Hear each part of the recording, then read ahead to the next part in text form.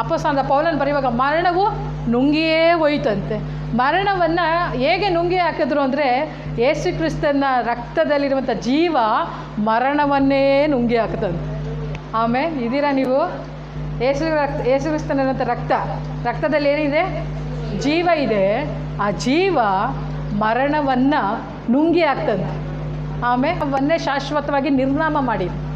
ಹಾಗಾದರೆ ಅಂಥ ಮರಣವನ್ನು ನಿರ್ನಾಮ ಮಾಡಿದಂಥ ಆ ಜೀವವುಳ್ಳ ರಕ್ತ ನಿಮ್ಮ ಒಳಗೆ ಇರುವಾಗ ಯಾವ ಮರಣ ದೂತನು ನಿಮ್ಮ ಮನೆಯಲ್ಲಿ ಬರಲಿಕ್ಕೆ ಸಾಧ್ಯ?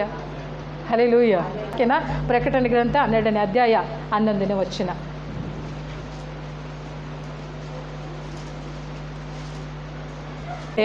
ಯಜ್ಞದ ಕುರಿಯಾದ ರಕ್ತದ ಬಲದಿಂದಲೂ ತಮ್ಮ ವಾಕ್ಯದ ಬಲದಿಂದಲೂ ಅವನನ್ನು ಜಯಿಸಿದರು.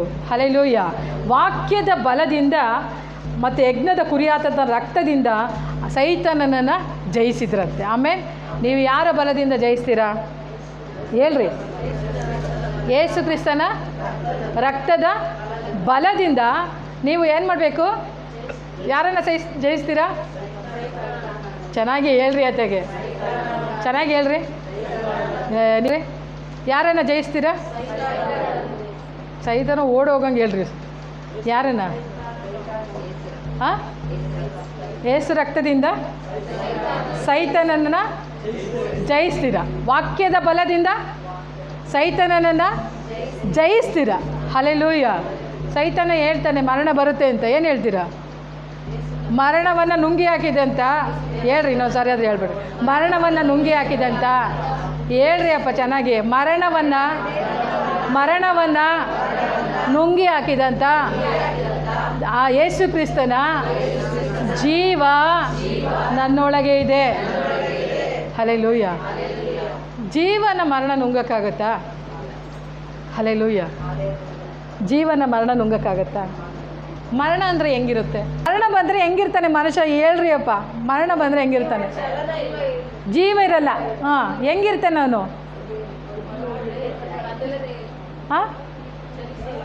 ಹೆಂಗಿರುತ್ತೆ? ಚಲಿಸಲ್ಲ. ಏನಾದರೂ ಕಾರ್ಯ ಮಾಡುತ್ತೆ ಅದು? ಫುಲ್ ಏನಾಗಿರುತ್ತೆ? ಡೆಡ್ ಅಲ್ವಾ ಅದು? ಅದೇನಂತಂದರೆ ನಿಷ್ಪ್ರಯೋಜಕವಾಗಿರುತ್ತೆ ಅಲ್ಲ? ನಿಷ್ಪ್ರಯೋಜಕವಾದದ್ದು. ಒಂದು ನಿಷ್ಪ್ರಯೋಜಕವಾದದ್ದು ಜೀವವನ್ನು ಟಾರ್ಗೆಟ್ ಮಾಡಲಿಕ್ಕೆ ಆಗುತ್ತಾ? ಜೀವನ ಸೋಲಿಸ್ಲಿಕ್ಕೆ ಆಗುತ್ತಾ? ನಿಮ್ಮ ಒಳಗೆ ಜೀವ ಇದೆ. ಆಮೇಲೆ ನಿರ್ಜೀವವಾದಂಥ ಸೈತಾನನ ಮಾತುಗಳಿಗೆ ನೀವು ಸೋತು ಹೋಗಬೇಡ್ರಿ. ಹಲ್ಲೆಲೂಯಾ. ಸೈತಾನನ ಬಲೆಗೆ ನೀವು ಬಿದ್ದು ಹೋಗಬೇಡ್ರಿ. ಯಾಕೆ ಅಂತಂದರೆ ಜೀವವುಳ್ಳ ಯೇಸುವಿನ ರಕ್ತ ನಿಮ್ಮ ಒಳಗಿದೆ. ಯೆರಿಕೋ ಕೋಟೆಯನ್ನು ಸ್ವಾಧೀನಪಡಿಸಿಕೊಳ್ಳಿಕ್ಕಾಗಿ ಅವನು ಹೋಗ್ತಾ ಇದ್ದಾನೆ. ಹೋಗುವಾಗ ಗೂಢಚಾರರನ್ನು ಕಳಿಸಿಕೊಡ್ತಾನೆ. ಗೂಢಚಾರರು ರಾಹಾಬಳ ಮನೆಯಲ್ಲಿ ಹೋಗಿ ಅವರು ಆವಿತು ಕುಳಿತುಕೊಳ್ಳುತ್ತಾರೆ. ರಾಹಾಬಳಿಗೆ ಗೂಢಚಾರರು ಮಾತನ್ನು ಕೊಡ್ತಾ ಇದ್ದಾರೆ.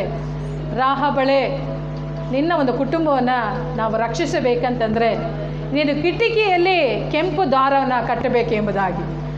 ಅವಳು ಏನು ಮಾಡ್ತಾಳೆ ಅಂದರೆ ಯೆರಿಕೋವನ್ನು ನಾಶಪಡಿಸಲಿಕ್ಕೋಸ್ಕರವಾಗಿ ಯೆಹೋಶುವನ ಸೈನ್ಯ ಬಂದು ಇಳಿದಾಗ ರಾಹಾಬಳು ಕಿಟಕಿಗೆ ಕೆಂಪು ದಾರವನ್ನು ಕಟ್ಟುತ್ತಾಳೆ. ಆ ಕಿಟಕಿಯ ಮೇಲೆ ಇರುವಂಥ ಕೆಂಪು ದಾರವನ್ನು ನೋಡಿ ಯೆಹೋಶುವನ ಸೈನ್ಯ ರಾಹಾಬಳ ಕುಟುಂಬವನ್ನು ಸಂಹರಿಸದೆ ರಾಹಾಬಳ ಕುಟುಂಬವನ್ನು ಕಾಪಾಡ್ತಾ ಇದ್ದಾರೆ. ಹಾಗಾದರೆ ಒಂದು ಕೆಂಪು ದಾರ ಒಂದು ಕುಟುಂಬವನ್ನು ರಕ್ಷಿಸಿತು ಅಂತಂದರೆ, ಒಂದು ಕೆಂಪು ದಾರ ಕ್ರಿಸ್ತನ ರಕ್ತಕ್ಕೆ ನೆರಳಾಗಿರುವಂಥ ಒಂದು ಕೆಂಪು ದಾರ ವ್ಯಭಿಚಾರಿಯ ಒಂದು ಕುಟುಂಬವನ್ನು ರಕ್ಷಿಸಿದೆ ಅಂತಂದರೆ, ಇವತ್ತು ಜೀವ ಸ್ವರೂಪನಾದ ಯೇಸು ಕ್ರಿಸ್ತನ ರಕ್ತವು ನಿನ್ನ ಕುಟುಂಬವನ್ನು ಕಾಪಾಡಲಿಕ್ಕೆ ಅದು ಶಕ್ತಿ ಉಳ್ಳದಾಗಿದೆ. ಹಲ್ಲೆಲೂಯಾ.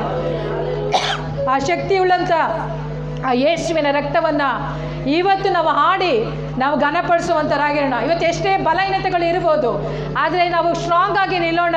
ಯೇಸು ಕ್ರಿಸ್ತನ ರಕ್ತ ನಿಮ್ಮ ಒಳಗಿದೆ. ನಾವು ಯಾರು ಕುಳಿತುಕೊಳ್ಳೋದು ಬೇಡ. ಕರ್ತನ ಆತ್ಮನು ನಮ್ಮ ಮಧ್ಯದಲ್ಲಿ ಚಲಿಸುವಂಥ ಸಮಯ ಆಗಿದೆ. ಬಲಹೀನತೆ ಇರುವಂಥ ಕರಗಳನ್ನು ಬಲಪಡಿಸುವಂಥ ಕ್ರಿಸ್ತನ ರಕ್ತ ಇದೆ. ಒಂದು ಸಮಯದಲ್ಲಿ ಯೇಸು ಕ್ರಿಸ್ತನ ಬಲ ಎಷ್ಟು ಮಹಿಮೆಯುಳ್ಳದು, ಅದೇ ಪ್ರಕಾರವಾಗಿ ಕರ್ತನನ್ನ ನಾಮವನ್ನು ನಾವು ಘನಪಡಿಸುವಂಥರಾಗಿರೋಣ.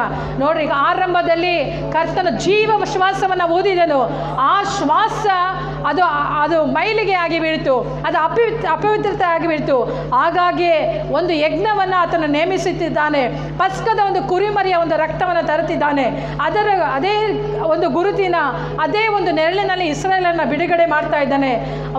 ಆ ಒಂದು ರಕ್ತದ ಗುರುತಾಗಿ ಒಂದು ರಾಹಾಬಳಿಗೆ ಒಂದು ಕೆಂಪು ದಾರವನ್ನು ಕರ್ತನು ಕೊಡ್ತಾ ಇದ್ದಾನೆ. ಆ ಕೆಂಪು ದಾರದ ಒಂದು ಅಡಿಯಲ್ಲಿ ಆ ರಾಹಾಬಳೆಂಬ ಒಂದು ಸೂಳೆಯ ಮನೆಯು ರಕ್ಷಿಸಲ್ಪಡುತ್ತೆ ಎಂಬುದಾಗಿ ನೋಡ್ತೇವೆ.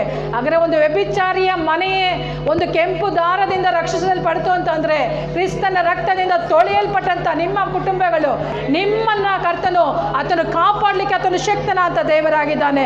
ಅಂಥ ಒಂದು ಘನವುಳ್ಳ ರಕ್ತವನ್ನು ಈ ಒಂದು ಸಮಯದಲ್ಲಿ ನಾವು ಘನಪಡಿಸಿ ಆತನ ಮಹಿಮೆ ಪಡಿಸುವಂಥರಾಗಿರೋಣ.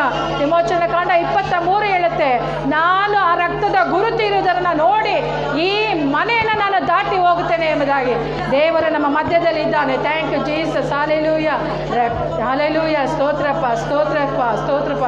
There is power, power, wonder working power in the blood of the lamb. There is power, power, wonder working power in the precious blood of the Lamb.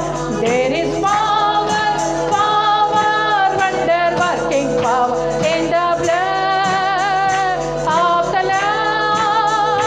There is power, power, wonder working power in the precious blood of the Lamb.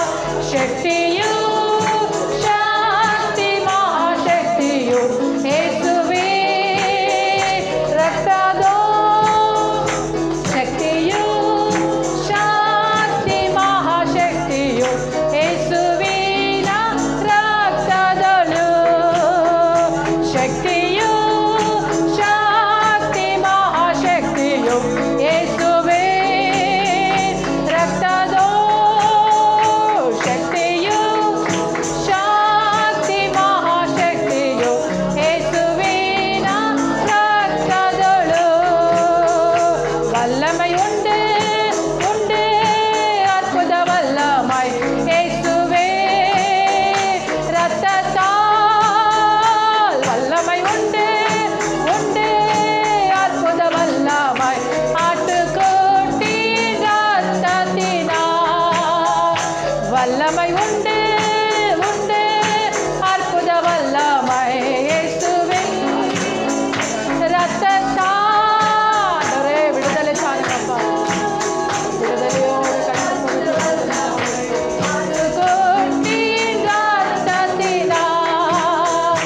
வல்லமை உண்டு உண்டு அற்புத வல்லமை இயேசுவே ரத்தத்தால். வல்லமை உண்டு உண்டு அற்புத வல்லமை ஆட்டுக்குட்டி ரத்தத்தினால்.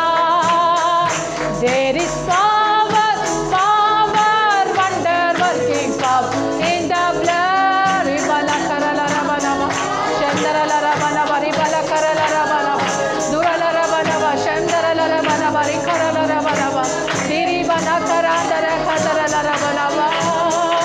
வல்லமை உண்டு உண்டு அற்புத வல்லமை இயேசுவே ரத்தத்தால். வல்லமை உண்டு உண்டு அற்புத வல்லமை ஆட்டுக்குட்டி ரத்தத்தினால்.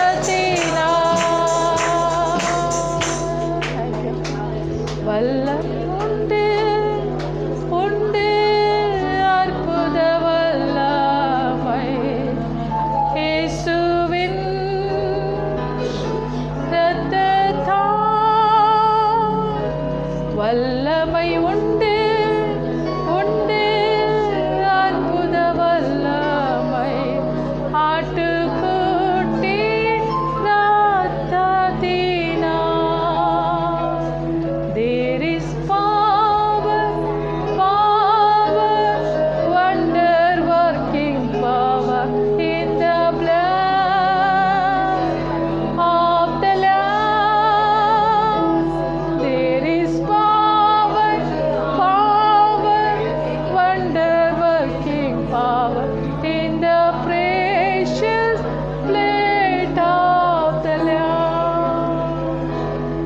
ಕರ್ತನು ಇಸ್ರಾಯೇಲರಿಗೆ ಹೇಳ್ತಾನೆ, ಆ ರಕ್ತ ನಿನ್ನ ಮನೆಯ ಮೇಲೆ ಇರುವುದರಿಂದ, ಆ ರಕ್ತ ನಿನ್ನ ಮೇಲೆ ಇರುವುದರಿಂದ ಇವತ್ತು ನಿನ್ನ ಕುಟುಂಬದಲ್ಲಿ ಯಾರೆಲ್ಲ ರಕ್ಷಣೆ ಹೊಂದಿಲ್ಲವೋ ಅವರಿಗೆಲ್ಲ ನಾನು ಜೀವವನ್ನು ಕೊಡ್ತಾ ಇದ್ದೇನೆ.